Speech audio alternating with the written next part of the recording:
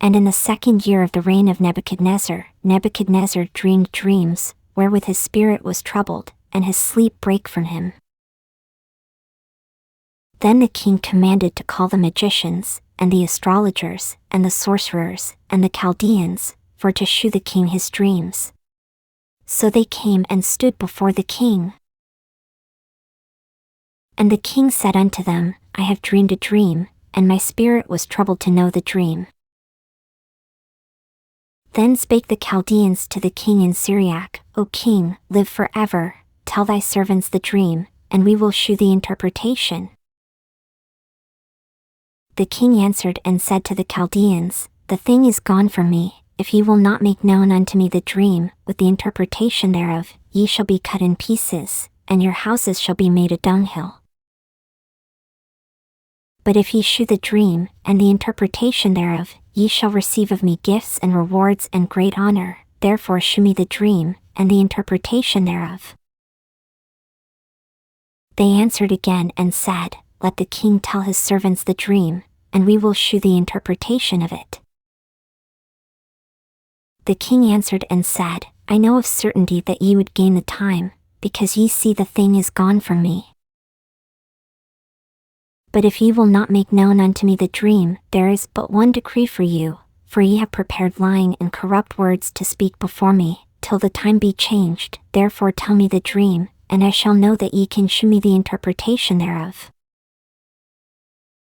The Chaldeans answered before the king, and said, There is not a man upon the earth that can shew the king's matter, therefore there is no king, lord, nor ruler, that asks such things at any magician, or astrologer, or Chaldean. And it is a rare thing that the king requireth, and there is none other that can shew it before the king, except the gods, span class equals QL cursor whose dwelling is not with flesh. /span. For this cause the king was angry and very furious, and commanded to destroy all the wise men of Babylon. And the decree went forth that the wise men should be slain, and they sought Daniel and his fellows to be slain. Then Daniel answered with counsel and wisdom to Arioch, the captain of the king's guard, which was gone forth to slay the wise men of Babylon. He answered and said to Arioch the king's captain, Why is the decree so hasty from the king? Then Arioch made the thing known to Daniel.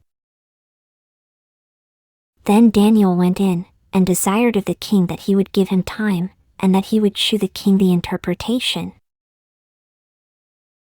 Then Daniel went to his house, and made the thing known to Hananiah, Mishael, and Azariah, his companions, that they would desire mercies of the God of heaven concerning this secret, that Daniel and his fellows should not perish with the rest of the wise men of Babylon. Then was the secret revealed unto Daniel in a night vision. Then Daniel blessed the God of heaven. Daniel answered and said, Blessed be the name of God for ever and ever, for wisdom and might are his. And he changeth the times and the seasons, he removeth kings, and setteth up kings, he giveth wisdom unto the wise, and knowledge to them that know understanding. He revealeth the deep and secret things, he knoweth what is in the darkness, and the light dwelleth with him. I thank thee, and praise thee, O thou God of my fathers, who hast given thee wisdom and might, and hast made known unto me now what we desired of thee, for thou hast now made known unto us the king's matter. Therefore Daniel went in unto Arioch, whom the king had ordained to destroy the wise men of Babylon. He went and said thus unto him, Destroy not the wise men of Babylon, bring me in before the king, and I will shew unto the king the interpretation.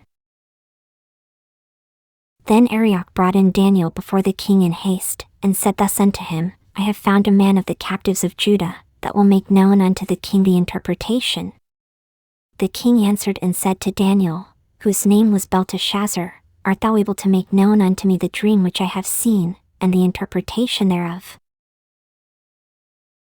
Daniel answered in the presence of the king, and said, The secret which the king hath demanded cannot the wise men, the astrologers, the magicians, the soothsayers, shew unto the king. But there is a God in heaven that revealeth secrets, and maketh known to the king Nebuchadnezzar what shall be in the latter days. Thy dream, and the visions of thy head upon thy bed, are these.